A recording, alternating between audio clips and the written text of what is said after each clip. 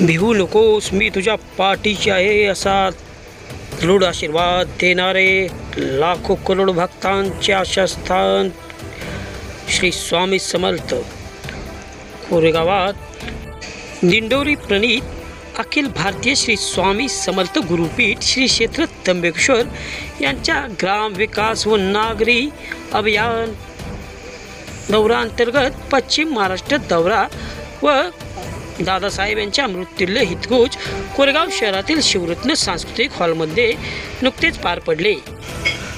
परमपूज्य गुरुमाऊली व सद्गुरू परमपूज्य मोरे दादा यांच्या कृपा आशीर्वादाने गावोगावी श्री स्वामी समर्थ केंद्राद्वारे श्री स्वामींची अतुल भक्ती करण्यात येत असते।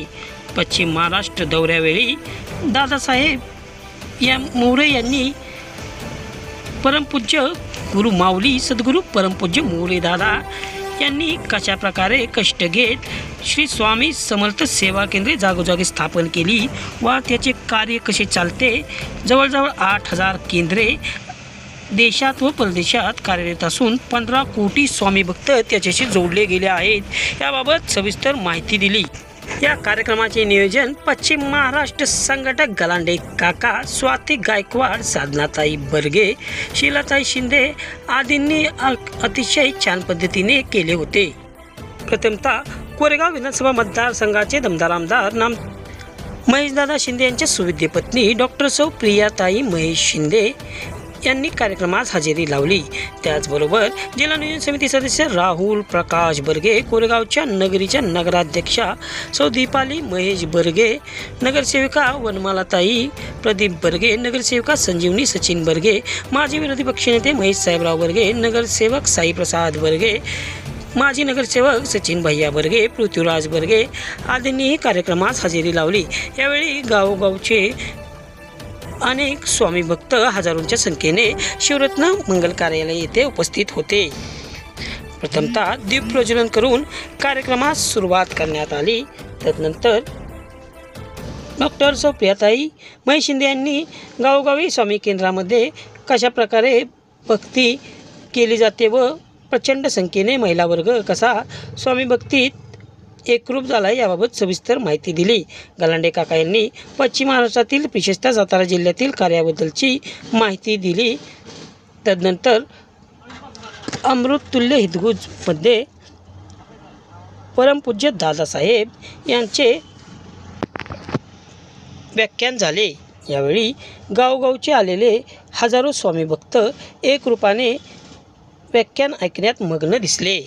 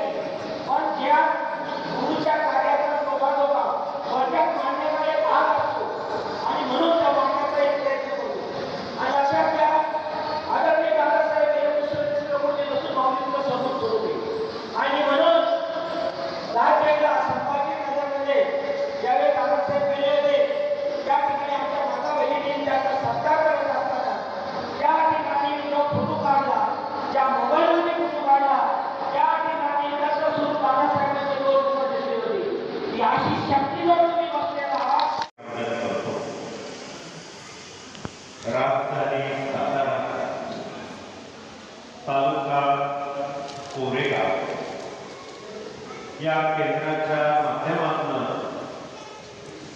या मुघल कार्यालयामध्ये उपस्थित सर्व माता भगिनी, बालगोपाळ आणि पुरुष सेवक आपल्या सगळ्यांना मनापासून लाख लाख हार्दिक शुभेच्छा देतो, धन्यवाद देतो।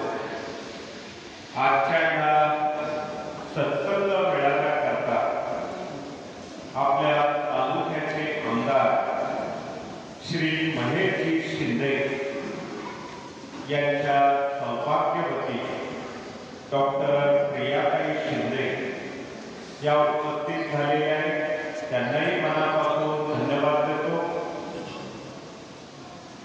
आपल्या या कोरेगावच्या नगराध्यक्षा सौ दीपालीताई वर्गे, नगरसेविका वनमाली वर्गे, संजीवनी वर्गे, नगरसेवक साई प्रसाद वर्गे, राहुलजी वर्गे या सगळ्या मान्यवरांना मनापासून धन्यवाद देतो। जिल्हा जरी सातारा असला पण मात्र पश्चिम महाराष्ट्राचं प्रवेशद्वार पुण्यनगरी त्याला पुणे जिल्हा म्हटलं जातं। या पुणे जिल्ह्यातलं सुद्धा आमचे नलावडे असतील, आमचे संदीप भाऊ मोरे असतील, त्याचबरोबर आपल्याला लागून अहिल्यादेवीच्या नावाचा जिल्हा अहिल्यानगर इथून आमचे गुरु पाटील सुद्धा आले। या सगळ्या मान्यवरांना मनापासून धन्यवाद देतो। सज्जनो, आपण मंगल कार्यालयामध्ये आलेलो आहे आणि वरती जरा अर्धचंद्र गोलाकार पत्र्याचा आकार असल्यामुळे कदाचित आवाज हा पूर्णतः इको तयार होतो, पण आता कमी आवाजामध्ये आणि स्लो मोशन मध्ये बोलण्याचा प्रयत्न करतो। जोरात बोललं, फास्ट बोललं की आवाज घुमेल, बरोबर आहे की नाही? पण आवाज येतो ना आता पाठीमागे हे कार्य अविरतपणे चालू आहे। या कार्याचं आराध्य दैवत श्री स्वामी समर्थ महाराज आहे। दत्त महाराजांचा पूर्ण अवतार म्हणजे आपले श्री स्वामी समर्थ महाराज। आपण त्यांना अनंत कोटी ब्रह्मांड नायक म्हणतो, राजांचे राजे, योग्यांचे योगी, राजाधिराज, योगीराज ही उपमा आपण आपल्या स्वामींना देतो। पण एका वाक्यात असं म्हणता येतं, जिथे सगळे असमर्थ, जिथे सगळे असमर्थ तिथे फक्त श्री स्वामी समर्थ। अशा या समर्थांचं कार्य नाशिक जिल्ह्याच्या दिंडोरी या छोट्याशा गावातून सद्गुरू मोरे दादांनी सुरू केले। मोरे दादा हे एका शेतकरी कुटुंबामध्ये जन्माला आलेले होते। 250-300 एकर बागायती शेती आजही आहे। जसं आमच्या राजधानी साताऱ्यात आल्यानंतर कृष्णामाई आहे आणि आजूबाजूला हिरवेगार शेत सदन ही आपली शेती संस्कृती या ठिकाणी पाहायला मिळते, तसंच दिंडोरी तालुका आणि दिंडोरी गाव आहे। अशा या कृतीशील आणि शेतीशील असणाऱ्या सदन कुटुंबामध्ये 1922 साली चंद्रभागाबाई आईचं नाव, आप्पाजी मोरे वडिलांचं नाव या माता पित्या पोटी सद्गुरू दादा हे जन्माला आले। पण मात्र 6 महिन्याचे असताना त्यांचे वडील वारले। 2 वर्षाची बहीण स्वतः 6 महिन्याची आणि आई, असं फक्त 3 माणसांचं कुटुंब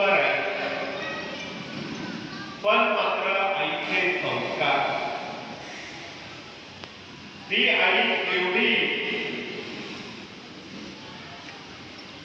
त्या संस्काराला कटिबद्ध होती की कधीच रडत बसली नाही, आयुष्यभर लढत राहिली. राजमाता जिजाऊंनी ज्याप्रमाणे शोभा घडवले त्याचप्रमाणे या आईच्या संस्कारातनं खरं तर मोरे दादा घडले. एकुलता एक मुलगा, पण त्या आईने कधीही लाड केले नाही. आपल्या मुलाला प्रेम संस्कार दिले जे आज कुठेही पाहायला मिळत नाही. आज घरात एक मुलगा असला तर प्रेम कमी, संस्कार कमी आणि लाड जास्त होत आहे. तुम्ही म्हणाल कसं कारकट चिरचिर करायला लागलं, कॅडबरी पाहिजे, पिझ्झा पाहिजे, बर्गर पाहिजे, गुलाबजाम पाहिजे. दादांना वयाच्या 8व्या वर्षी इंदोरी गावामध्ये दिली. लक्षात घ्या, हे सगळं होता होता पुढे वयाच्या 14व्या वर्षी त्यांचा विवाह झाला. प्रपंचाची जबाबदारी आली, शेतीची जबाबदारी आली. हे करता करता पुढे देश सेवा म्हणून, स्वातंत्र्य सैनिक, होमगार्ड म्हणून सुद्धा 1942च्या चले जाव आंदोलनामध्ये सद्गुरू दादांनी भारत मातेची सेवा केलेली आहे. लक्षात घ्या. मग 1950 साली त्यांना पिठले महाराज हे आध्यात्मिक गुरु लाभले आणि त्या गुरूंच्या आज्ञेप्रमाणे गावोगावी फिरून सद्गुरू मोरे दादांनी श्री स्वामी समर्थ सेवा केंद्र उभी केली. कुणाकडनं रुपयाची अपेक्षा नाही, भगवंत नाही, पाया नाही, तुला मंत्री चटपटू लागत नाही. पांढरा शुभ्र, सदरा पांढर शुभ्र धोतर, हातात लोकांना अध्यात्म ज्ञान हे कार्य केलं. आपल्या ऋषींनी सांगितलं, गळ्यात तुळशी लागणं, मनापेक्षा वागणं, जर ते मागणं. आता बघतो काहीतरी मंत्र यायला लागले का मागायला होतात. जे आमच्या गलांडे काकांनी त्यांचं नाव घेतलं ना, तो त्याचा प्रकार होता. नित्य सेवा ग्रंथ तुम्हाला माहिती आहे, सगळ्या काही मंत्र आहेत की मंत्र आहेत की नाही, तुम्हाला मंत्र सिद्ध करायची गरज आहे का, त्याला पण आध्यात्मिक ज्ञानात पहिला करता म्हणून बरोबर आहे की नाही. सज्जनो, आपल्या मराठीमध्ये गाडी कुत्र चालतं, कुठं वाटतं मीच गाडी होती का. तुम्हाला छोटी गोष्ट सांगतो, आता विषयांतर करतो की काही लोक या अध्यात्माचं कसं भांडवल करत असतात त्याच्यावर आधारित. एका गावामध्ये देवाची रथयात्रा चालू असते.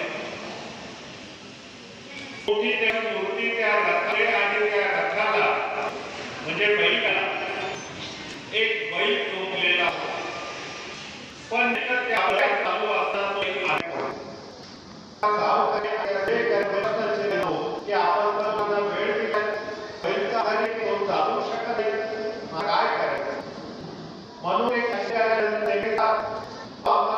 देता का देवाच्या रथयात्रेकरता शेतकरी घरी पाहता हंगाम सुरू आहे. आता नागरिक पेरणी आमची सुरू आहे, म्हणून मनाला पोचलेला बैल आम्हाला देणार आहे. शेवटी रेल्वे गावात फिरतात, गल्लीत एका कोपऱ्यात कचऱ्याच्या